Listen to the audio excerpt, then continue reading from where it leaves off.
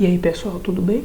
Vamos começar então mais um vídeo para tratar sobre os indicadores para análise de ações na Bolsa de Valores.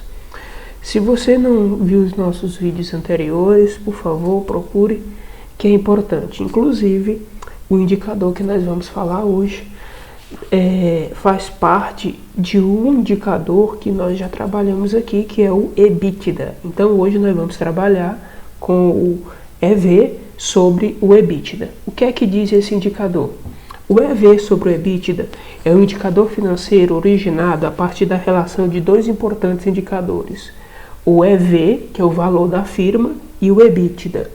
Nós já vimos que o EBITDA é um proxy de geração de caixa. Por quê? Porque é uma aproximação de geração de caixa. Porque ele leva em conta a capacidade da empresa gerar lucro, gerar caixa, não lucro, mas gerar caixa com sua atividade.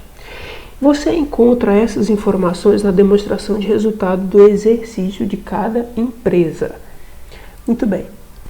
Como é que se faz então o cálculo do EV, ou seja, valor da firma? Muito simples. O valor da firma é o valor de mercado da empresa mais a dívida líquida da empresa. Como é que eu calculo então o valor de mercado? O valor de mercado é muito simples. É o preço da ação em que ela está sendo negociada vezes o número de ações da empresa. A dívida líquida são as dívidas subtraindo-se o caixas e equivalentes de caixas. Por exemplo, vamos pegar aqui as lojas Renner. O valor de mercado das lojas Renner, no momento que eu fiz que eu verifiquei, as ações das lojas Renner estavam sendo negociadas a R$ 37,50. O número total de ações disponíveis no mercado das lojas Renner é quase 800 milhões de ações. Então, fazendo esse cálculo, ou seja, o preço da ação vezes o número de ações da empresa, nós chegamos a esse número aí, tá? Então, muito bem, então eu tenho aí o valor de mercado, que dá aproximadamente aí esse valor que quase 30 bilhões de reais. A dívida líquida. A dívida líquida é muito simples. Então eu vou pegar as dívidas da loja Renner, segundo a última demonstração de resultados da empresa divulgado no quarto trimestre de 2019, ultrapassa R$ 1 bilhão, menos o caixa da empresa, que também ultrapassa R$ 1 bilhão. A diferença entre a dívida líquida e o caixa e equivalente de caixa da empresa, nós chegamos ao valor de 272 milhões,7.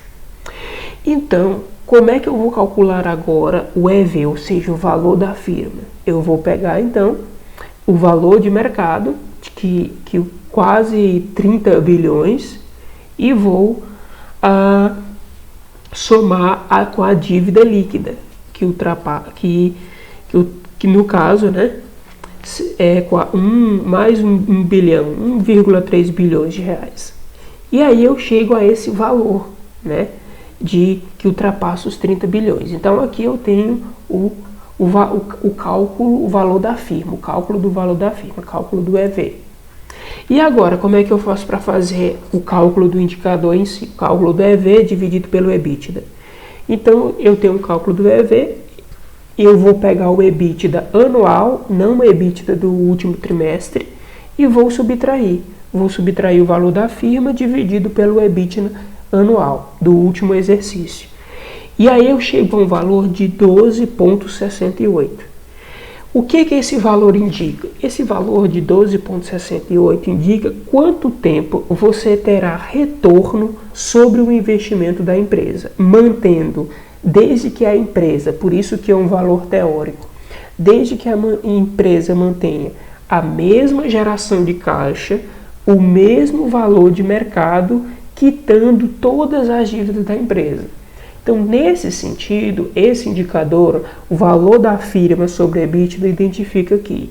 No caso das lojas Renner, você levaria pouco mais de 12 anos para que você tivesse um retorno sobre o seu capital investido, desde que a Lojas Renner continue tendo essa mesma cotação e essa mesma geração de caixa e a quitação de todas as suas dívidas. Muito bem. Aqui eu tenho a comparação do indicador, o valor da firma sobre o EBITDA, de 3 empresas de um mesmo setor. Eu tenho a Lojas Renner, as Lojas Marisa e a C&A Modas. Então perceba que a Lojas Renner, ela tem um valor que nós já calculamos de 12,68. As Lojas Marisa está muito próximo, 12,47. E a C&A Modas está com um valor de 2,52.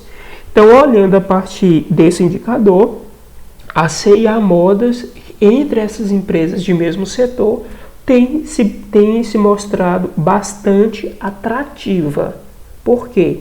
Porque ela promete, segundo esse indicador, dar um retorno em menos de 3 anos sobre o capital investido, tendo em vista a geração de caixa da empresa, o potencial de geração de caixa da empresa e a quitação das dívidas da empresa.